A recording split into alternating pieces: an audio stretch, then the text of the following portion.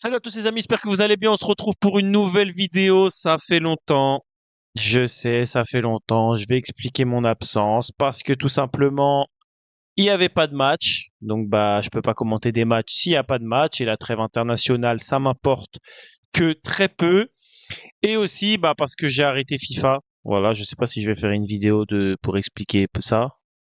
Je pense que ça saute aux yeux de pourquoi j'ai arrêté FIFA, hein. Cette année, je crois que c'est le FIFA le plus catastrophique qu'on ait jamais eu de toute l'histoire de l'humanité des FIFA. Ça fait depuis FIFA 12 que je joue à Ultimate Team. Et j'ai jamais vu un Ultimate Team aussi pété que celui-là. Donc j'ai décidé d'arrêter FIFA. Faut que je trouve d'autres concepts, mais vous inquiétez pas pour ça. Maintenant que les matchs sont de retour, on va faire, j'espère, des petits concepts, etc. Je vais être de retour. Voilà. Donc on va parler aujourd'hui du match Leganés-Real Madrid, victoire 3-0. On va commencer avec la composition, Courtois dans les cages.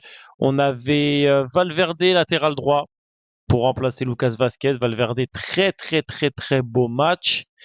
Asensio Rudiger en charnière centrale, Fran Garcia à gauche, un milieu de terrain exquis, succulent, composé de Camavinga, Dani Ceballos et Bellingham et Arda Güler, Vini et Mbappé devant. Alors ça passait en 4-4-2, après 4-3-3. Il était un peu voilà, il était sur le côté Arda Güler. Euh, bah le gardien et la défense, on va dire qu'il n'y a pas énormément de choses à dire parce que c'est pas une équipe qui a été très dangereuse Leganés. Donc bon, on va dire que la défense et Courtois, ça a été une soirée plutôt calme pour eux. Mais c'est surtout au niveau de l'attaque. Le problème pour moi, ça reste au niveau de l'attaque. Alors, on l'a vu sur le but d'Mbappé, Vini, voilà, il sait lui offrir des caviars, il sait lui faire des passes. Mbappé, il sait faire des passes aussi. Mais pour moi, le problème, ça reste en attaque dans le sens où même si ça arrive à se faire des passes D, à combiner de temps en temps, il y a un gros problème avec les deux. Et je pense qu'en fait, on est dans le déni. Mais tout simplement, le problème, c'est les deux ensemble, en fait. Voilà, le problème, c'est les deux ensemble, tout simplement. Je pense que les deux ensemble, ça ne peut pas fonctionner. Alors j'ai espoir, comme d'habitude, mon discours il change pas, j'ai espoir, et pour moi, ça peut le faire. Je dis pas que ça va le faire, je dis que pour moi, ça peut le faire. Ils ont le talent, ils ont, voilà, c'est un coach comme Ancelotti ou peut-être comme Xabi Alonso s'il prend la suite, etc. C'est des points qui nous font dire que ça peut le faire. Maintenant, là, si tu me parles à l'instant T, après ce qu'on voit depuis le début de saison maintenant, je pense pas que ça puisse le faire entre les deux. Parce que tout simplement, ils se marchent dessus. C'est ce qu'on dit depuis le début, mais à chaque fois, comme je dis, on a l'espoir que ça change, mais au final, ça ne changera peut-être pas, puisqu'en fait, ils se marchent dessus tout simplement. Et on l'a vu. Carlo Ancelotti, il a tenté de mettre Vini dans l'axe et Mbappé à gauche, histoire voilà, de le mettre peut-être un peu plus en confiance, de voir si c'est vraiment sa forme le problème ou si c'est juste son positionnement tout simplement. Donc il a mis Vini, voilà, il a sacrifié Vini pendant toute une mi-temps en le mettant dans l'axe. Il a mis Mbappé à gauche. Il a fait un match, je vais pas dire un bon match, mais il a fait un match correct dans le sens où c'est ce qu'il nous montre depuis plusieurs semaines déjà.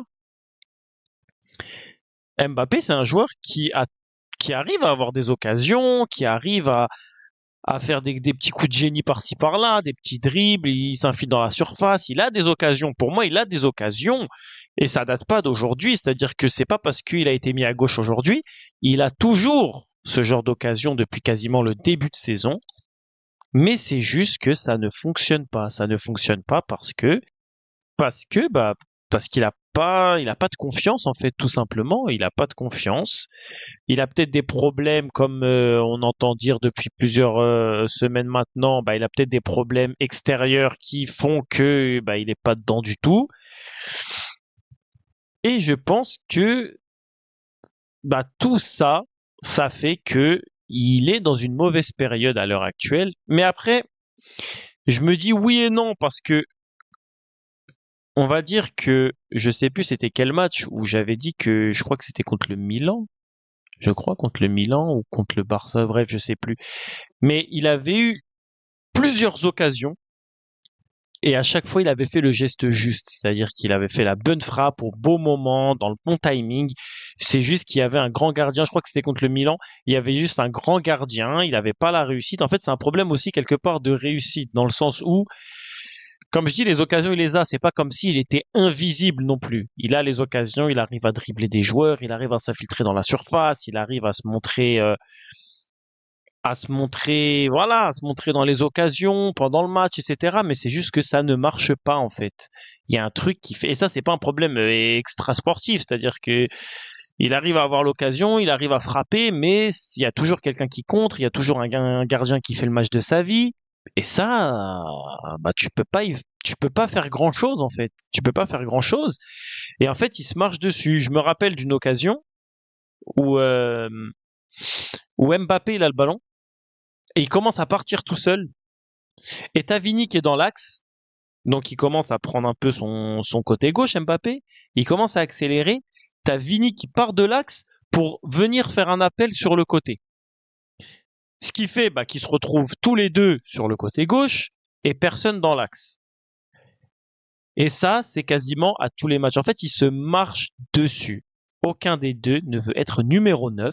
Aucun des deux n'est numéro 9, en fait, tout simplement. Donc, ce qui fait que ça ne marche pas parce que instinctivement, ils sont attirés par le côté.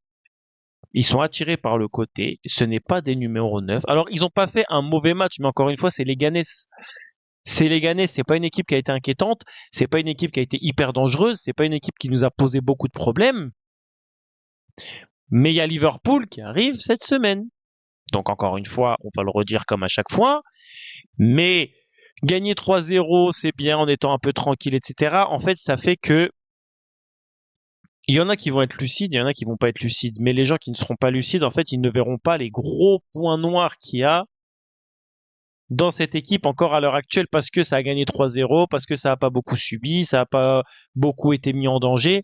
Donc en fait, les gens ils vont croire que tout va bien, tout est parfait. Sauf que non. Non, tout n'est pas parfait. Je vais pas faire le rabat-joie, il y a eu 3-0, ça a été un match tranquille, mais encore une fois, l'attaque n'a pas porté beaucoup préjudice parce que c'était les Ganes en face. J'attends de voir contre Liverpool et je pense que bah, comme dans tous les gros matchs depuis le début de saison, contre Liverpool, ça va être le même discours, c'est qu'il y a un gros problème d'attaque dans les gros matchs dans cette équipe. L'attaque, il n'y a pas le fluide entre eux en fait. Il n'y a pas le fluide, il n'y a pas le, ça suit pas le, je sais pas comment expliquer, mais ils ont pas de connexion entre eux en fait. Et ça, tu le ressens dans les gros matchs. Voilà, donc super match. Sinon, bah Bellingham, excellent match. Arda Güler, excellent match. Mais ce petit est fantastique. Il est fantastique. Il faut lui donner plus de temps de jeu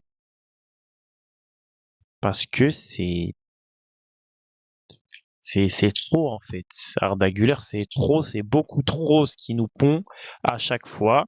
Mais le problème, c'est ça, c'est que t'as tellement de gros talents dans cette équipe, c'est que ça accumule, mais malheureusement, bah voilà, t'as des Mbappé, t'as des Vinicius, t'as des Arda Güler, t'as des Hendrick, t'as des Bellingham, t'as des Arda Güler, je sais pas si je l'ai déjà dit, t'as des Brahim Diaz,